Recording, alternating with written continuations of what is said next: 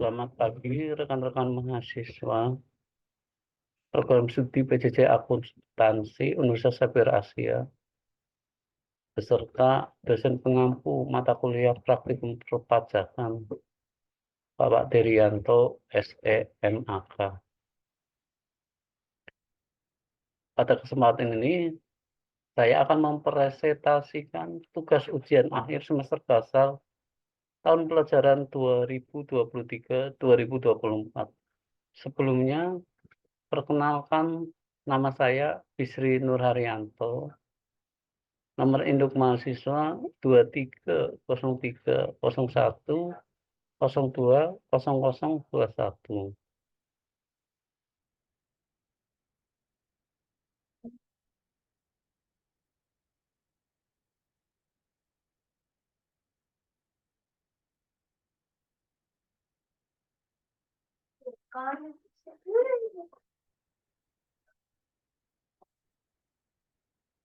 Ya, mau.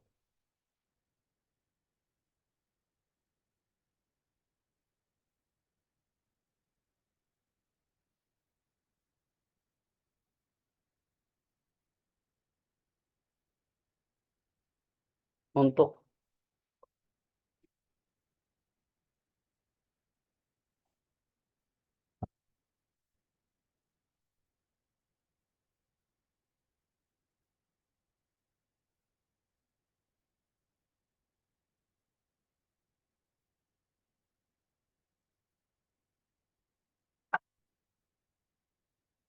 untuk pembahasan studi kasusnya, saya memilih kasus nomor 3 mengenai pajak penghasilan pasal 25 atau PPh 25.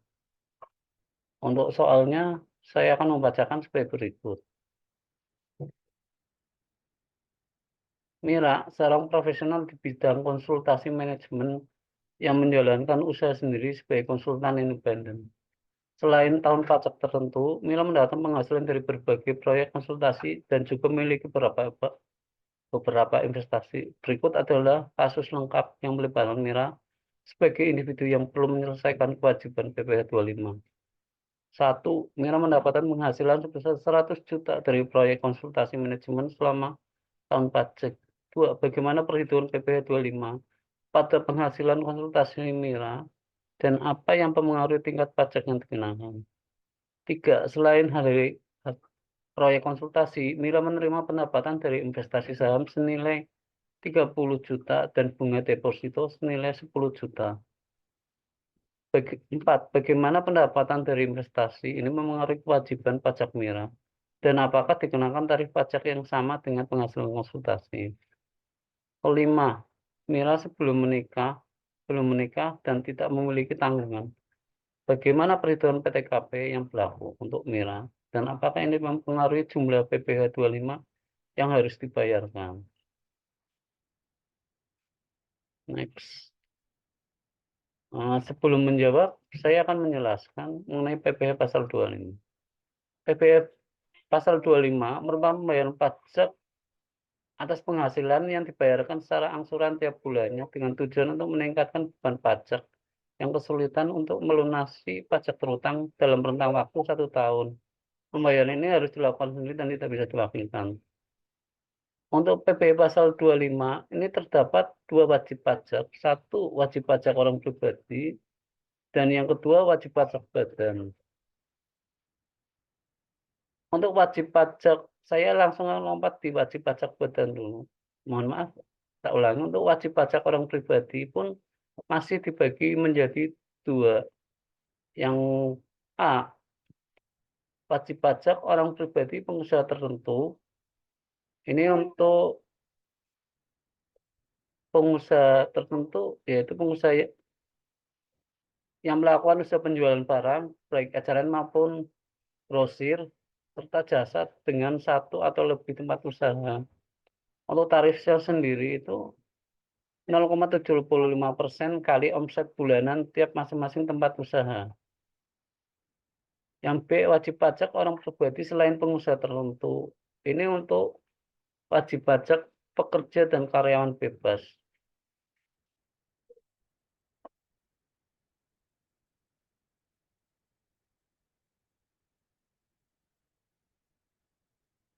usaha. Untuk tarif sales sendiri itu 0,75% kali omset bulanan tiap masing-masing tempat usaha.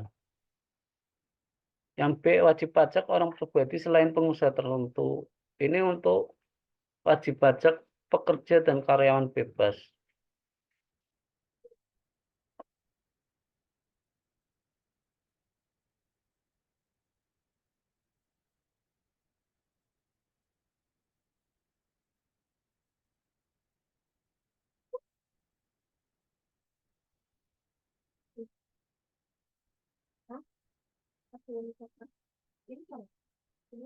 Ikut tangisan.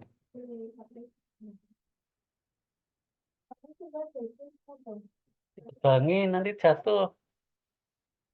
Orang yang mau pergi.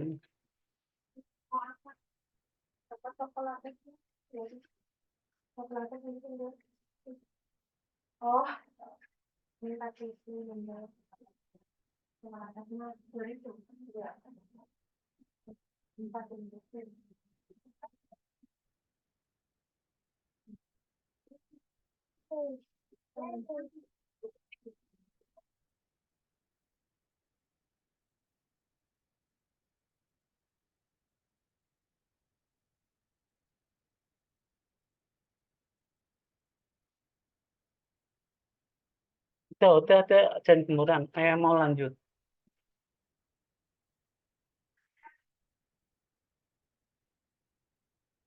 Untuk wajib pajak yang menjalankan pekerjaan bebas, itu tarifnya menggunakan tarif pajak PPh pasal 17 ayat 1 huruf A.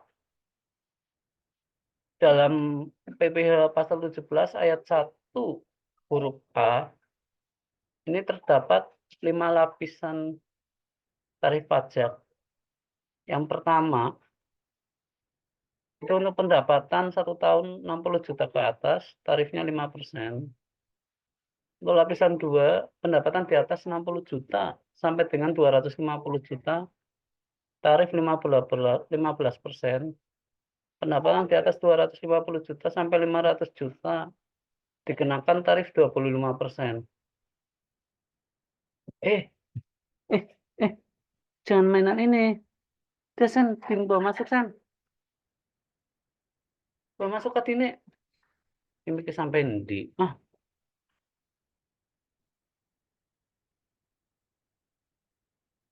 ini adine di anjingan.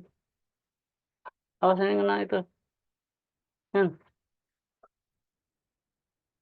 masuk dulu.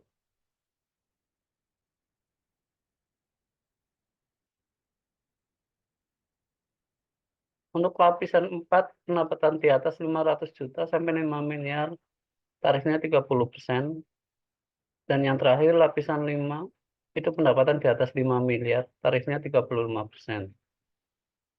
Eh, untuk penjelasan wajib pajak badan, untuk tarifnya itu 25% dikali tarif PPh pasal 17 ayat 1 huruf B dikali penghasilan kena pajak. Lanjut, untuk jawaban soal yang tadi di slide 2, itu untuk jawaban angka 1 dan 2 itu digabung di angka 1, jadi nanti jawabannya di huruf A dan B. Untuk yang pertama, huruf A, penghasilan Mila sebagai seorang konsultan manajemen 100 juta selama 1 tahun. Karena Mila menjalankan pekerjaan bebas, maka pengenaan tarif pajaknya menggunakan PPh pasal 17 huruf A. Jadi untuk PPh pasal 25 sendiri sama dengan penghasilan kena pajak kali tarif PPh 17 huruf A. Sama dengan, karena ini pendapatannya di 100 juta, maka terdapat 2 lapisan tarif pajak. Untuk yang pertama itu, tarif lapisan pertama itu pendapatan sampai 60 juta, maka 60 juta kali 5%, sama dengan 3 juta. Yang untuk lapisan kedua itu jadi 100 juta kalau dikurangi 60 juta masih 40 juta. Itu yang 40 juta itu nanti dikalikan 15%, jadi ketemunya 6 juta. Jadi jumlah PPh 25 yang harus dibayar Mira sebagai konsultan manajemen selama 1 tahun pajak atau selama setahun itu sama dengan lapisan pajak 1 ditambah lapisan pajak 2 sama dengan 3 juta ditambah 6 juta. Jadi nanti ketemunya 9 juta. Nah untuk PPh 25 sebulannya, maka PPh 25 setahun bagi 12 bulan, 9 juta dibagi 12 bulan ketemunya 750. Jadi yang 9 juta ini PPh 25 setahun, yang 750 itu PPh 25 yang dibayar bulanan. Yang untuk jawaban B, yang mempengaruhi tingkat pajak dari Mira adalah jenis pekerjaannya sebagai seorang pekerja bebas sebagai konsultan manajemen. Maka tarif pajaknya yang berlaku itu menggunakan tarif pajak PPh 17 huruf A. Bagaimana dimaksud di slide ketiga mengenai wajib pajak orang pribadi. Ini wajib pajak orang pribadi selain pengusaha tertentu.